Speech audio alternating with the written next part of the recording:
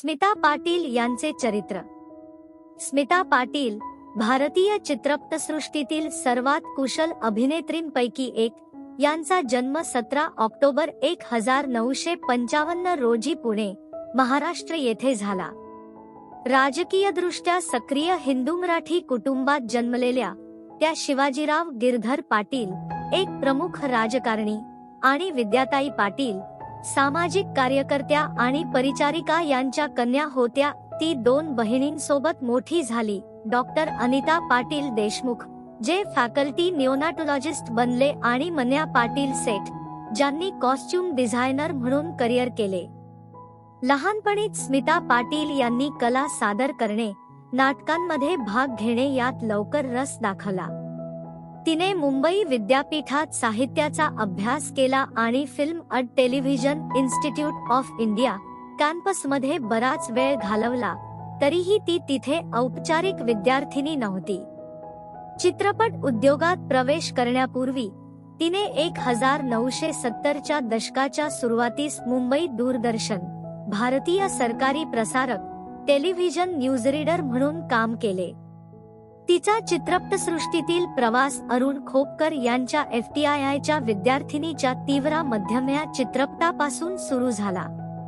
प्रख्यात दिग्दर्शक श्याम बेनेगल यांनी तिला शोधून काढले आणि 1974च्या त्यांच्या बालचित्रपट चरणदास चोर मध्ये तिला कास्ट केले, तेव्हा तिला यश मिळाले. तिची पहिली प्रमुख भूमिका 1976 मध्ये बेनेगलच्या मंथन मध्ये होती, जिथे तिने दूध सहकारी बंडाचे नेतृत्व करणाऱ्या हरिजन महिलेची भूमिका साकारली होती. या भूमिकेने तिला समांतर सिनेमातील सशक्त अभिनेत्री म्हणून प्रस्थापित केले.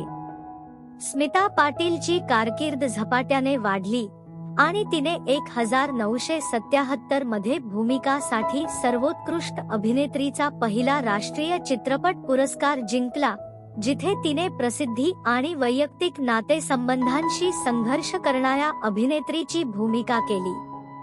तिच्या अभिनयामुळे तिला आंतरराष्ट्रीय स्तरावर ओळख मिळाली आणि ती त्या वर्षी शबाना आझमी आणि श्याम बेनेगल यांच्यासोबत निशान चित्रपटासाठी कान्स चित्रपट महोत्सवात सहभागी झाली होती. तिच्या संपूर्ण कारकिर्दीत स्मिता पाटील यांनी समांतर आणि व्यावसायिक अशा दोन्ही सिनेमांमध्ये काम करत उल्लेखनीय अष्टपैलुत्व दाखवले. तिने 1981 मध्ये चक्र साठी सर्वोत्कृष्ट अभिनेत्रीचा दुसरा राष्ट्रीय चित्रपट पुरस्कार जिंकला, जिथे तिने झोपडपट्टीत राहणाऱ्याची भूमिका केली. तिच्या भूमिकेच्या तयारीत तिच्या कलेबद्दलचे समर्पण स्पष्ट होते. तिच्या पात्राचे जीवन अधिक चांगल्या प्रकारे समजून घेण्यासाठी ती वास्तविक झोपडपट्टीला भेट देईल. 1980च्या दशकाच्या सुरुवातीस स्मिता पाटील यांनी अधिक व्यावसायिक भूमिका साकारण्यास सुरुवात केली. 1982 मध्ये अमिताभ बच्चन यांच्यासोबत शक्ती आणि नमक हलाल सारख्या चित्रपटांमध्ये दिसल्या. तथापि, तिच्या बहिणीने नंतर खुलासा केला की स्मिता मोठ्या बजेट चित्रपटांमध्ये कधीही पूर्णपणे आरामदायक नव्हती. अनेकदा विशिष्ट व्यावसायिक घटकांबद्दल विरोधाभास वाटत होता. तिच्या वैयक्तिक आयुष्याकडे मीडियाचे लक्ष वेधून घेतले जेव्हा ती अभिनेता राज बब्बरशी जोडली गेली, ज्याने आपली पत्नी नादिरा बब्बरला तिच्याशी लग्न करण्यासाठी सोडले. त्यांची पहिली भेट 1982 मध्ये भीगी पालकेच्या सेटवर झाली होती. त्यांच्या नात्याला चाहत्यांनी आणि माध्यमांकडून छाननी आणि टीकेला सामोरे जावे लागले. अभिनयाच्या पलीकडे स्मिता पाटील एक सक्रिय स्त्रीवादी आणि मुंबईतील महिला केंद्राच्या सदस्या होत्या. पारंपरिक भारतीय समाजातील स्त्रियांच्या समस्यांचा शोध घेणाऱ्या भूमिका त्यांनी सातत्याने निवडल्या आणि स्त्रियांच्या कारणांना पुढे नेण्यासाठी ती अत्यंत कटिबद्ध होती. सामाजिक कारणांसाठी तिची बांधिलकी दाखवून तिने अनेकदा तिचे पुरस्कार विजेते दान केले.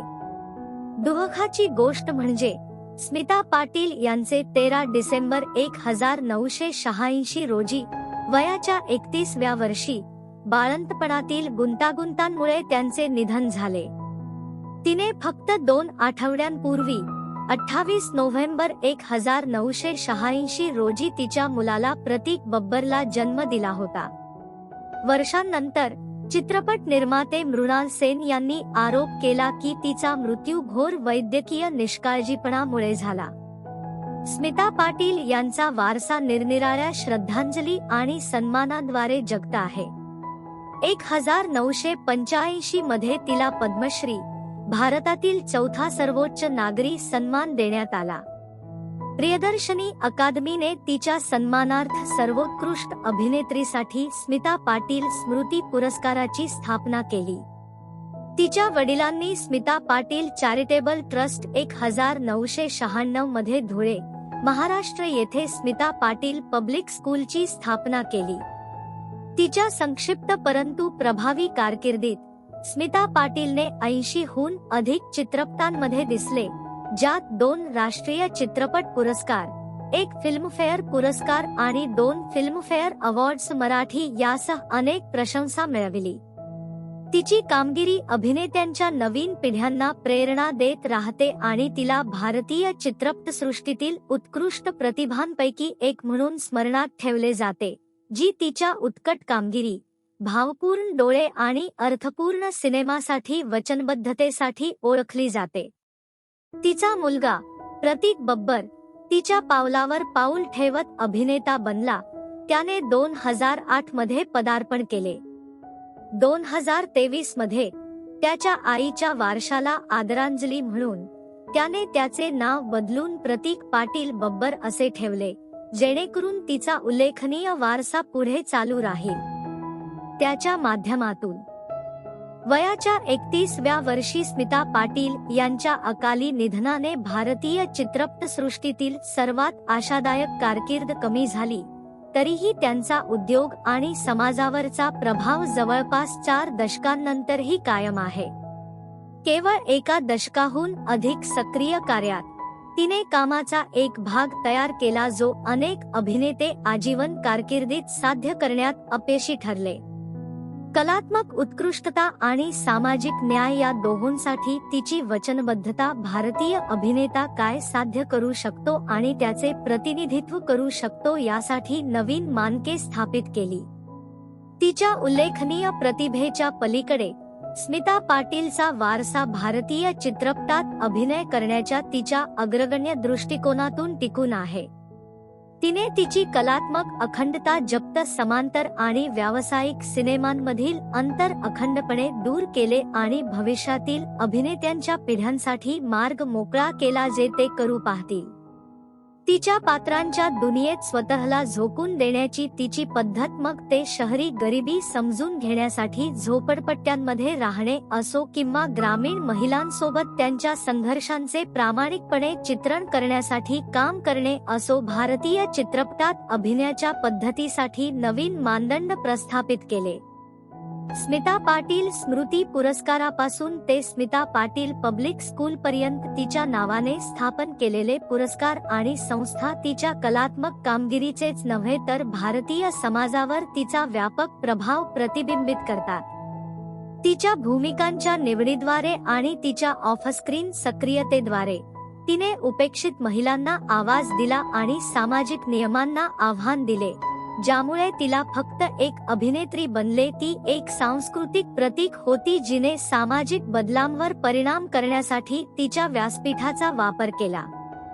कदाचित सर्वात मार्मिकपणे तिचा वारसा तिचा मुलगा प्रतीकच्या माध्यमातून चालू आहे, ज्याचा 2023 मध्ये त्याच्या आईचे आडनाव त्याच्या स्वतःच्या नावात समाविष्ट करण्याचा निर्णय तिच्या स्मृतीच्या चिरस्थायी शक्तीचे प्रतीक आहे. स्मिता पाटील यांचे आयुष्य दुःखदपणे संक्षिप्त असले तरी भारतीय चित्रपटसृष्टीवरील तिचा प्रभाव, सामाजिक न्यायाप्रती तिची बांधिलकी आणि कलात्मक उत्कृष्टतेचा तिचा निर्भीड प्रयत्न कलाकार आणि कार्यकर्त्यांच्या नवीन पिढ्यांना प्रेरणा देत आहे. चित्रपट इतिहासकार मैथिली राव यांनी नमूद केल्याप्रमाणे भारतीय नवीन लहर लाच करणारा चेहरा म्हणून ती राहिली आहे आणि तिचे कार्य अर्थपूर्ण सिनेमाच्या परिवर्तनीय शक्तीचा पुरावा म्हणून काम करत आहे.